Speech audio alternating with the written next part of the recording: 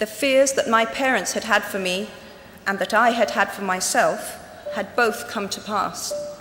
And by every usual standard, I was the biggest failure I knew. Now, I'm not going to stand here and tell you that failure is fun. That period of my life was a dark one, and I had no idea that there was going to be what the press has since represented as a kind of fairy tale resolution.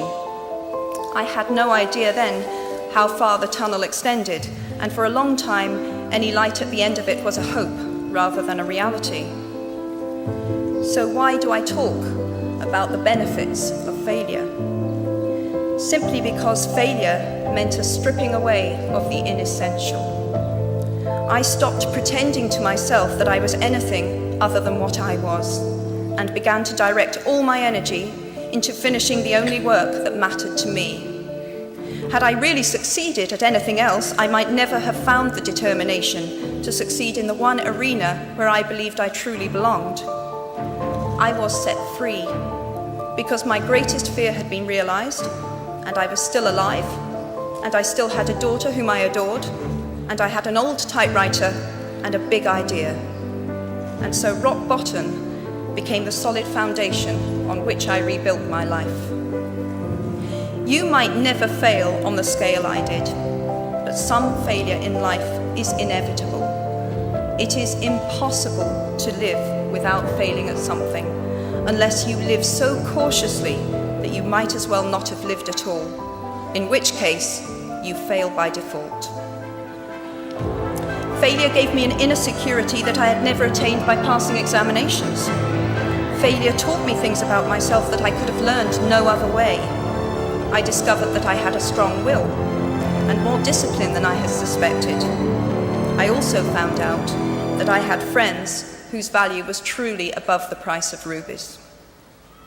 The knowledge that you have emerged wiser and stronger from setbacks means that you are, ever after, secure in your ability to survive. You will never truly know yourself or the strength of your relationships until both have been tested by adversity.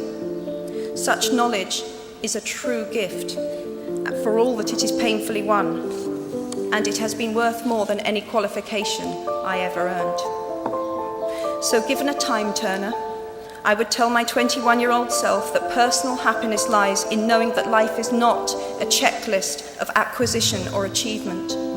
Your qualifications, your CV, are not your life, though you will meet many people of my age and older who confuse the two. Life is difficult and complicated and beyond anyone's total control, and the humility to know that will enable you to survive its vicissitudes. Now, you might think that I chose my second theme, the importance of imagination, because of the part it played in rebuilding my life, but that is not wholly so. Though I personally will defend the value of bedtime stories to my last gasp, I have learnt to value imagination in a much broader sense. Imagination is not only the uniquely human capacity to envision that which is not, and therefore the fount of all invention and innovation. In its arguably most transformative and revelatory capacity, it is the power that enables us to empathize with humans whose experiences we have never shared. One of the greatest formative experiences of my life preceded Harry Potter, though it informed much of what I subsequently wrote in those books. This revelation came in the form of one of my earliest day jobs.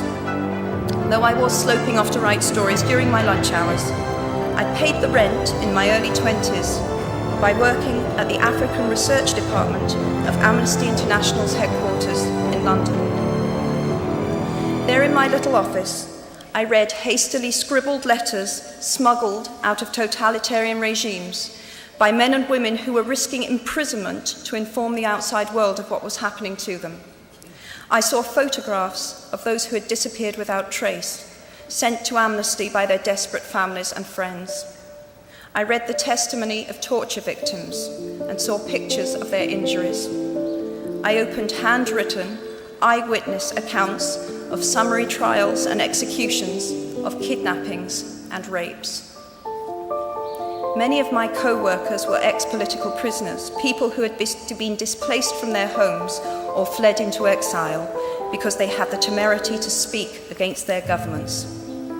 Visitors to our offices included those who had come to give information or to try and find out what had happened to those they had left behind.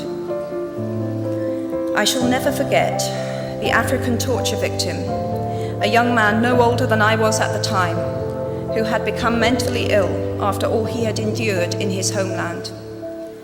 He trembled uncontrollably as he spoke into a video camera about the brutality inflicted upon him. He was a foot taller than I was and seemed as fragile as a child. I was given the job of escorting him back to the underground station afterwards, and this man, whose life had been shattered by cruelty, took my hand with exquisite courtesy and wished me future happiness.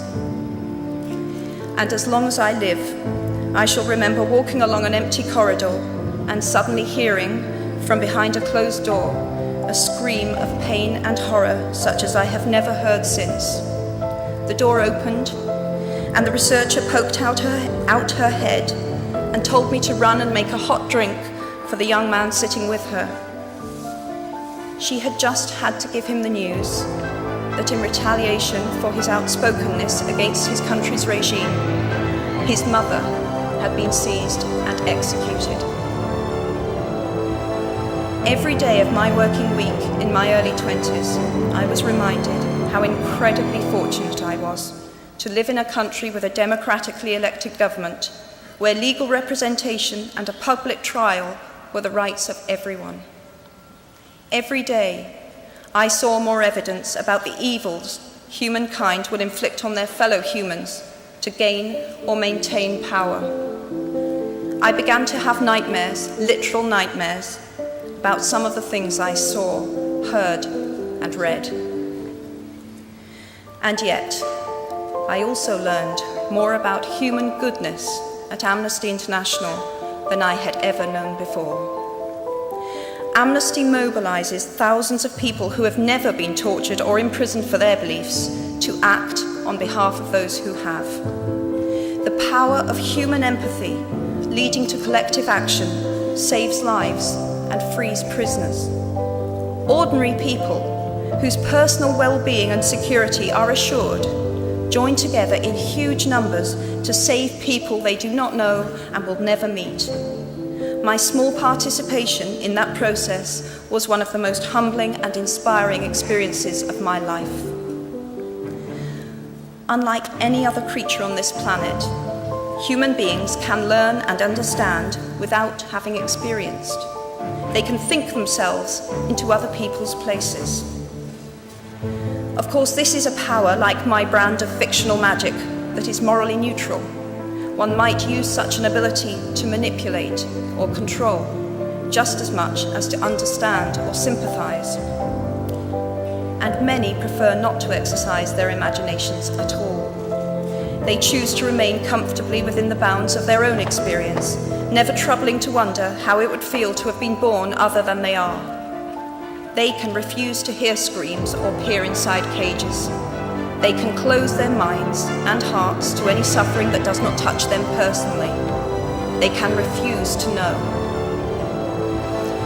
I might be tempted to envy people who can live that way, except that I do not think they have any fewer nightmares than I do. Choosing to live in narrow spaces leads to a form of mental agoraphobia, and that brings its own terrors. I think the willfully unimaginative see more monsters.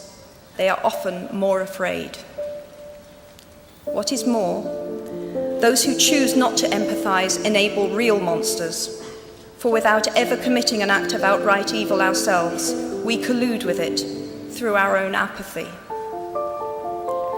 One of the many things I learned at the end of that classics corridor down which I ventured at the age of 18 in search of something I could not then define was this, written by the Greek author Plutarch. What we achieve inwardly will change outer reality. That is an astonishing statement and yet proven 1,000 times every day of our lives. It expresses